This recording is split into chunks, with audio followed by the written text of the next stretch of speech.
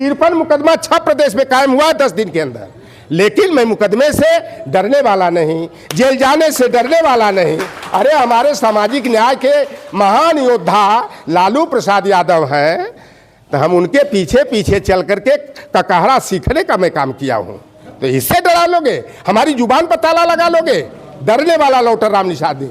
जब हमें अपने समाज को जोड़ना है, जगाना है, और यादव भाइयों की बड़े भाई की भूमिका में है, जिम्मेदारी इनकी ज़्यादा बड़ी जिम्मेदारी है।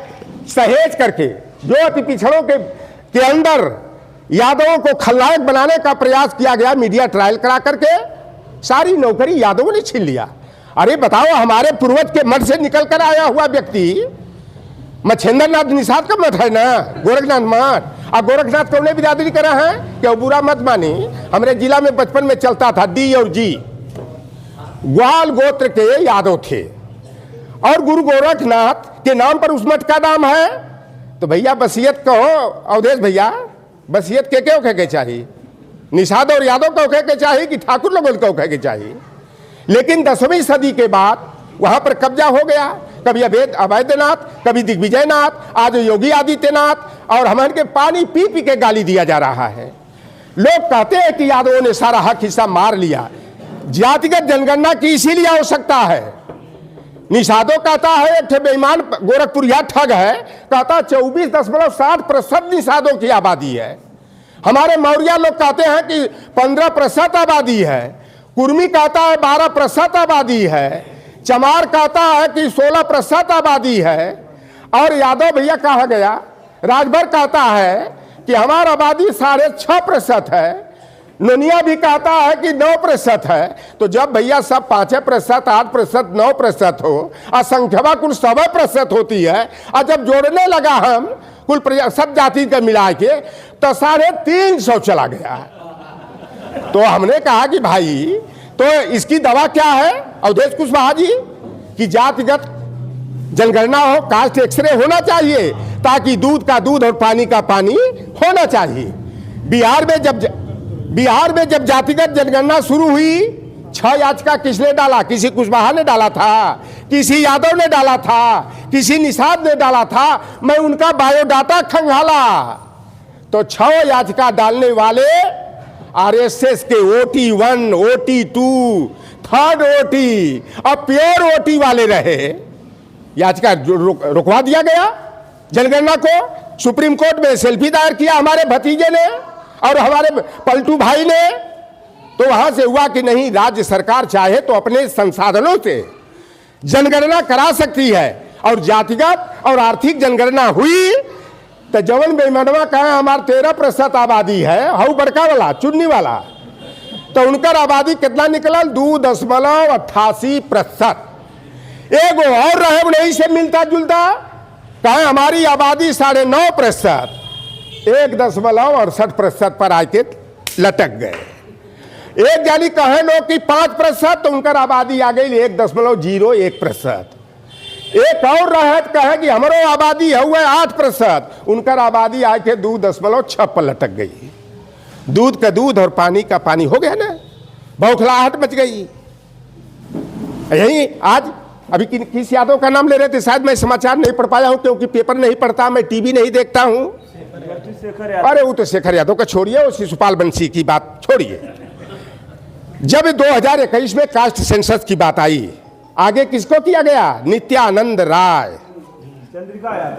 चंद्रिका यादव बाद में आ रही है। नित्यानंद राय गिरिराज मंत्री हुए, चंद्रिका राय तो हमारे समधी हुए। समधी रहना, अभी रिश्ता खराब हो गया है। हाँ, नित्यानंद राय गिरिराज मंत्री है। ये सेल्फी दायर कर दिया हलफनामा कि टेक्निकल कारणों से ओबीसी की जनगणना हम नहीं करा पाएंगे।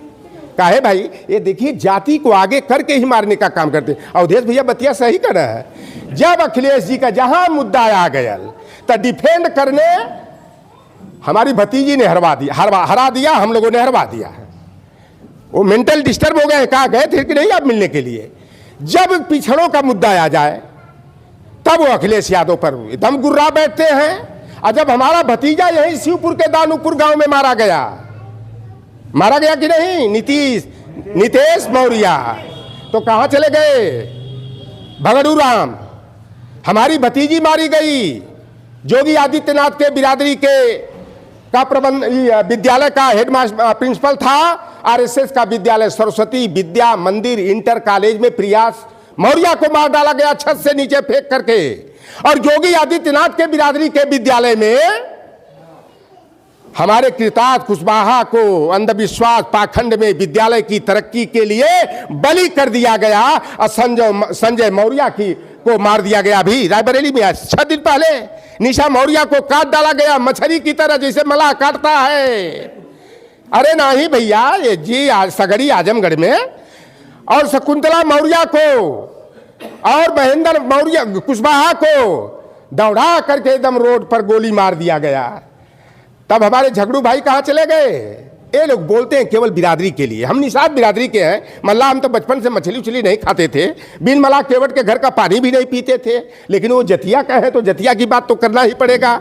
मछली बड़ी बड़ी जब पकड़ना होता है हमारी जात वालों को, केचुआ एक आता है बरसात में, श्यामजीत भैया पहले बड़ा खेला करी जब बरसात के सीजन में। मत चपड़ी होती है और सीधरी और चलावा छोटकी मछली होती है, उसको बंसी में लगाते हैं, रोहू टेंगरा भाकुर 10 किलो 20 किलो का मारते हैं, गच देकर शिकार कर लेते हैं। एक केशव प्रसाद मौर्य, चाहे संजय निषाद, चाहे ओम प्रकाश राजभर, अनिल राजभर हो, चाहे वो राकेश सचान हो, चाहे स्वतंत्र देव सिंह हो, चाहे अनुप्रिया पटेल हो, चाहे फलाना ढिकाना केहू हो, ओबीसी एससी वाले, ये सब चारा है।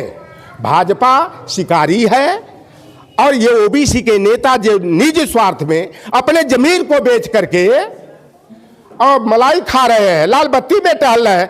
केशव प्रसाद मौर्य का बहनोई का ट्रांसफर हो गया कानपुर देहात में और बेचारा दौड़ता रहा।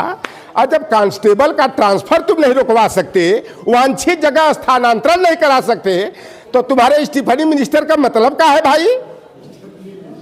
ये सोचने की बात है। हम कुछ बातें करके हमको लखनऊ भी जाना है, कुछ बात हमें याद है। मैं बचपन में मैं यादवों के गांव का रहने वाला हूं सर, चमार के गांव का रहने वाला हूं, और मैं सब कुछ देखा हूं। जब प्राइमरी में हम पढ़ने जाते थे, नंबर लगे पहले चमार का।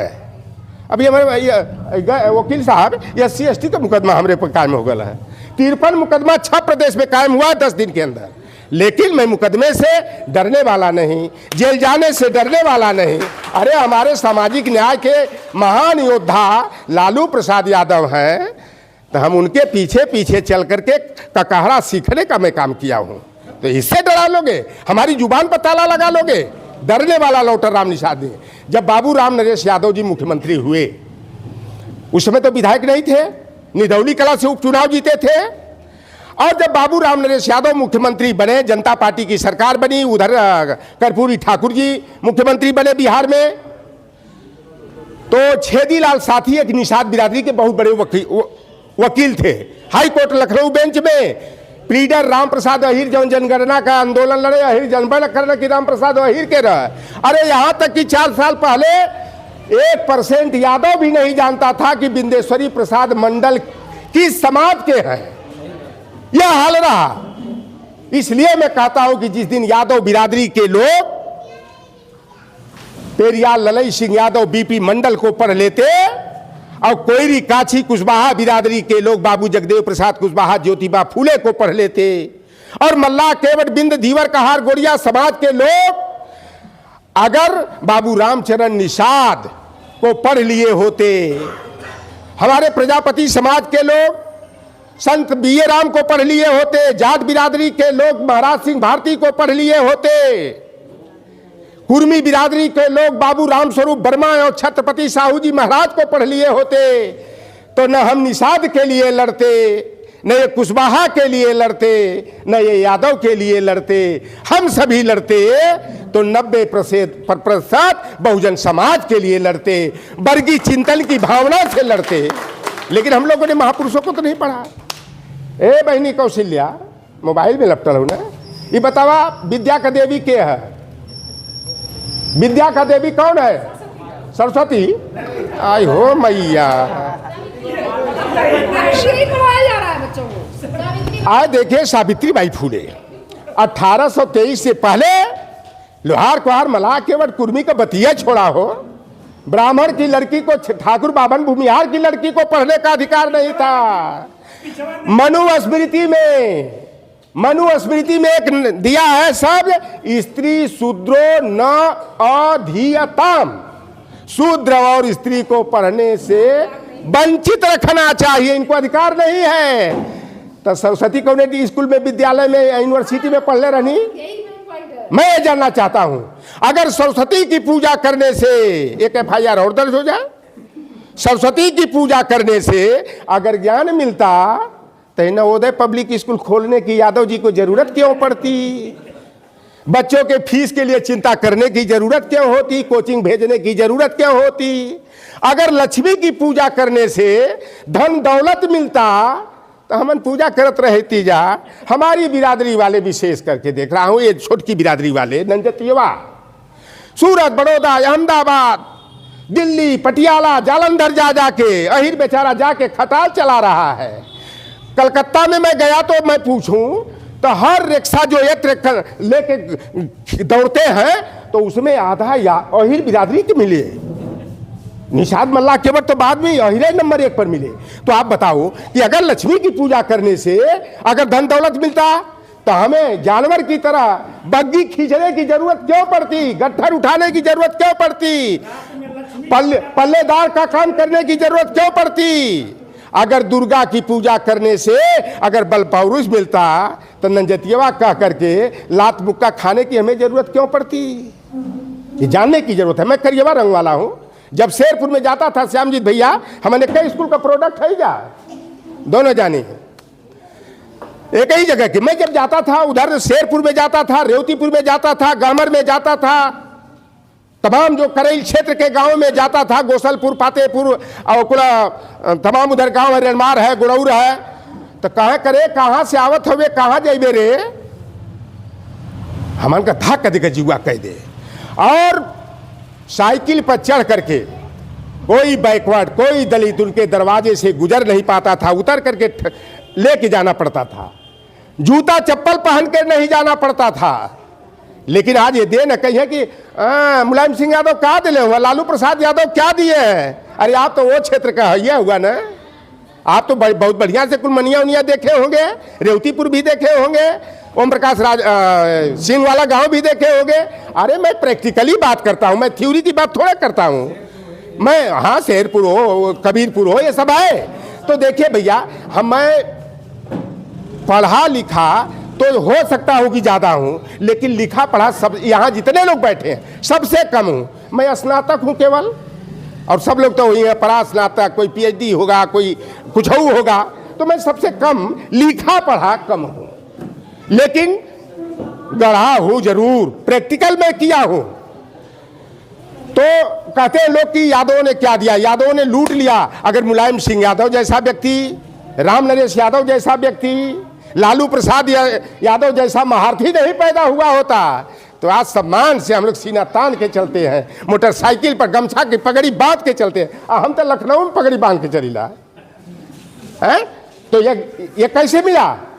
ये इन हमारे महानायकों ने दिया है, उसकी ये देन है। बाबू राम नरेश वाली बात आ गई, हम शायद 5-6 साल कर रहो, लेकिन यादव लोगों के गांव में रहली, बगलिया में भूमिहार, ये बगलिया जो है नारी पंदेवरा में ठाकुर, तो कहें अब वो तो का एक तो साहित्यिक भाषा में हम लोग कहते हैं, दिल्ली दरबारे से आया संदेश और कर्पूरी बनावे दाढ़ी और राम नरेश चरावे गाई भैंस।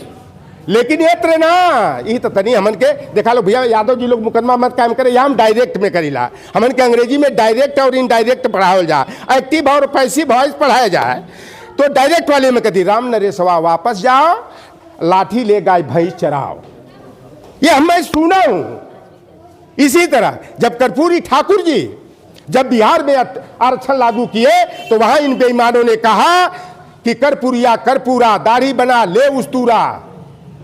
मुलायम सिंह यादव जी, मंडल कमीशन देश में सबसे पहले लागू किसने किया मालूम है ना? नेताजी ने लागू किया 1994 में, और नेताजी ने इंप्लीमेंट किया। और इतने ना, जेपी नारायण ने कौन सा आंदोलन चलाया था 76 में?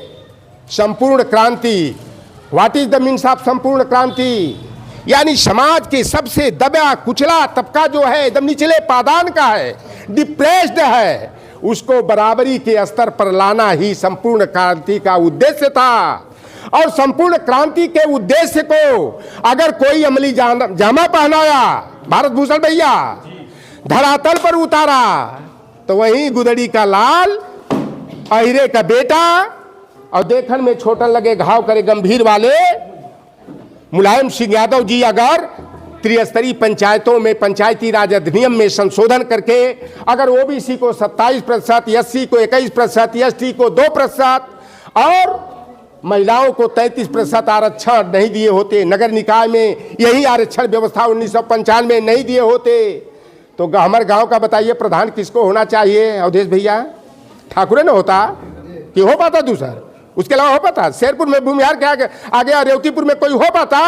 रेवतीपुर जैसे बड़े गांव का जहां 28 से 32 हजार आबादी है, उस गांव का प्रधान बना डोम का बेटा, अंत्यत समाज का बेटा, कफन उठाने वाले का बेटा प्रधान बना, और उसके बाद खरवार का बेटा बना, गोल का बेटा बना, फिर आइए शेरपुर का गुप्ता साहू का बेटा गांव का प्रधान बन गया, गहमर का कनुआ भुजवा का बेटा प्रधान और चौरसिया का बेटा गांव का प्रधान बन गया, और जीवराजपुर पटकनिया के ठकुराने में एक एक घर रहने वाला गोड़ के बेटा गांव के प्रधान बन गए। तो यह देन किसकी है? नेताजी को लोग कहते हैं बहुत लाल बुझक्कर थे, नेताजी का कोई पार नहीं पाएगा, ना कोई जवाब दे पाएगा। धरती पुत्र क्या इसीलिए कहे गए? जब हम लोग शेरे हिंद मुलायम सिंह यादव कहते हैं लौटन गजपुर हवा, ये क्या बोलता है? शेरे हिंद जानवरों से हमारी तुलना करता है नेताजी। यानी शेरे हिंद कहने पर मतलब इस तरह से ये मत जानवर होता है ना शेर, हम शेर थोड़ा हैं, हम मर्द हैं। तो नेताजी ने गरीबी को देखा था, बदहाली को झेला था, मुख्यमंत्री बने। कन्या विद्याधन योजना किसने लागू किया? काहो का लाभ खाली यादव के समाज को मिला क्या? उन्होंने मुफ्त पढ़ाई, मुफ्त दवाई, मुफ्त सिंचाई की योजना हो को लागू करना, सहकारिता विभाग, भूमि विकास बैंक के कर्जों को माफ करना, तो नेताजी ने किया नहीं इतना बड़ा काम। और अखिलेश यादव धरती पुत्र मुलायम सिंह यादव जी के निर्देशानुसार अगर उसी व्यवस्था को आगे नहीं किए होते तो लौटर राम निषाद की बेटियां आज जाकर के चौका और बर्तन करती रहती, किसी के घर में जाके झाड़ू और पोछा करती रहती। अगर लैपटॉप वितरण की व्यवस्था हुई तो 2 लैपटॉप मेरे घर में टकाटक आज भी चल रहा है, रिपेयर कराने की जरूरत नहीं पड़ी वकील साहब। 30-30 हजार कन्या विद्याधन मिला तो बलिया जिला को टॉप हमारी 2 बेटियां की, तो हमारे बेटियों को भी 30-30 हजार का मिला। हमारे बेटे और बेटियां मोबाइल में और वो लैपटॉप में सपना चौधरी निरहुआ खेसरिया का नाच गाना नहीं देखा, गूगल सर्च करके अपने सिलेबस की पढ़ाई किया, काबिलियत को अपने प्रदर्शित करने का अवसर पाए। और कभी ऐसी तैसी जरूरत पड़ जाए तो श्यामजीत यादव भैया हैं हमारे दयाद भाई, इनको याद कर लिया तो चलो भैया लोटराम को भेज दो 10,000 रुपया। ऐसे लोग आते रहे और हमारा मिशन आगे बढ़ता रहा। तो फूल वही चुन पाते हैं जो कांटों से टकराते हैं, अधिकार न मांगे मिलता है, अधिकार तो छीने जाते हैं। आप बताओ, कृष्ण जोगेश्वर श्री कृष्ण जी ने के घर में, नंद जी के घर में मार गाय भैंस गैया पाली रही, दूध दही के नदियां बहत रहे। अरे अमन के नातेदार रिश्तेदार आ जाए, ईरान में चल जाए, मार कहतरिए सजाओ दही वाली उठ के आ जाए, यह होता था। तो बताइए कि जब जोगेश्वर श्री कृष्ण के जिनके पाली तो थे मार गाय पालन रहनी, तो माखन चोर रहे, तो हमारे नायक को माखन चोर कह दिया गया। और जिस लालू प्रसाद यादव ने गरीब गुरबा की आवाज बन करके उनके मान सम्मान को बढ़ाने का काम किया, तो इन बेईमानों ने चारा चोर कह दिया। और जिस अखिलेश यादव ने 18 लैपटॉप बांटने का काम किया, 100% शुल्क प्रतिपूर्ति छात्रवृत्ति की योजना का इंप्लीमेंटेशन किया, कन्या विद्याधन योजना को लागू किया, और जितना भी इलाज में जरूरत हो तो चिकित्सा अनुदान की व्यवस्था किया, 102 नंबर 108 नंबर एम्बुलेंस चलाया, और महिला की सुरक्षा, हम लोगों की सुरक्षा के लिए यूपी 100 और महिला सुरक्षा हेल्पलाइन 1090 चलाया। तो उसका लाभ केवल क्या यादवों को मिला क्या? कुशवाहा जी बड़ा गाड़ी उली जाए यादवन के। पहले यादव जब मारा गया, हमारे घर से विजय उर्फ पप्पू यादव जिला पंचायत सदस्य गोसंदेपुर गाजीपुर करंडा, फिर जाते जाते पुष्पेंद्र यादव के फेक इनकाउंटर तक 487 यादवों की मैं लिस्ट बनाया। तो हमारे बिरदरिया वाला कहे खाली तू हिरना का लिस्ट बनावत हुआ, मुकदमा लड़े के का? तो 17 गो निषाद मारल गई ना गोरखपुर में, धड़ा धड़ ऐसे ही बढ़त गई लाइन। अभी मौर्या जी के लोग तो बता देली ना, लेटेस्ट वाला ने बता देली ना, 4 गो अब्बे मार सितंबर से लेके अब तक मार गई ना। और जब इंदल पटेल को मार दिया ललितपुर में, बादल पटेल को मार दिया बलिया में, यादव बैरियर होता है। एगो यादव रहे भैया, और एगो निषाद रहे मलाह केवट, एगो कुशवाहा जी रहे, और एगो विश्वकर्मा जी रहे, और एगो नाऊ भाई रहे, न्यायी ब्राह्मण अपने को लोग कहते हैं। जात रहे देखना कि बड़ी बढ़िया गन्ना का खेत लगल बा, तो कहना भाई ऊखिया चू लेती जा, एक ऊख लोग तोड़ लिए चंद्रजीत भैया। और ठाकुर लाठी लेके कहा केनी गांव से आए रे, गाली देते हुए। कहा परिचय बताओ, कहे यादव। अच्छा सब बता दे लस। कहे ये तो निषाद है, हमको इस पार से उस पार कर देता है। ये नाऊ है, हमारी दाढ़ी बार बना देता है, मेरी मालिश उलिश कर देता है। ये बढ़ई ये लोहार है, ये तो हमारा हल खुरपी फावड़ा कुदाल बना देता है। और ये कुशवाहा जी हूँ, ये तो साग भाजी का व्यवस्था हमको कर देते हैं। करे अरे तूने गन्ना मेरी क्यों तोड़ी? मरलस यादव जी के 4 लाठी का हटा इधर। यादव जी हटे, फिर कहे करे मलाहवा वो दिन वहाँ हमके जाए के रही था ही, हम तो के बुलावत थक गई, चिल्लाते गला फट गया। तू काहे ना ले रे? मल्लस मलाहे के 4 लाठी। ऐसे ही बारी बारी सबको यही काम हो रहा है आज भारतीय जनता पार्टी की सरकार में। आरएसएस क्या है? हाथी के दांत खाने के कुछ और, दिखाने के कुछ और होते हैं। आरएसएस का मतलब अभी तक बता दीजिए, कोई जाना हो तो? आरएसएस कहते हैं राष्ट्रीय स्वयं सेवक संघ। तो आर यस ट्रिपल यस होना चाहिए ना, लेकिन देख लाइकर राज का है। हमको तो कहा जाता है राष्ट्रीय स्वयं सेवक संघ, लेकिन और खोज लीजिएगा, रेशियल सुपरमैसी सिस्टम, नस्ली उच्चता व्यवस्था यह है। और उच्चता नंबर 1 पर ब्राह्मण। ये हम क्षत्रिय लोग भी बड़ा फुफकार मारते हैं लोग, इन्हों के दूसरे नंबर पर रखा गया है। हम तो 4था नंबर पर ही जाए दम। शूद्र और शुद्ध, हम शूद्र हैं, हमें गर्व है क्योंकि हम शुद्ध हैं। हम लोग उत्पादक हैं, प्रोड्यूसर हैं, प्रोडक्टर हैं। परजीवी लोग हमसे श्रेष्ठ बन गई हैं। आप बताओ, दूध दही घी हम पैदा करें, साग भाजी हम पैदा करें, सारा चीज घर मकान हम बनाए, और भिखमंगा जो बना हुआ है परजीवी हमसे बड़ बन जाएंगे। भिखारी जो है, यही व्यवस्था चल रही है। तो हमको आपको समझने की जरूरत है। और जो पढ़े लिखे लोग हैं, इनके ऊपर ज्यादा जिम्मेदारी है। किसी हमारी वो बच्ची विद्या ने ही शायद संकेत किया था, चली गई। हमको सुनना भी चाहिए, सुनाना भी चाहिए।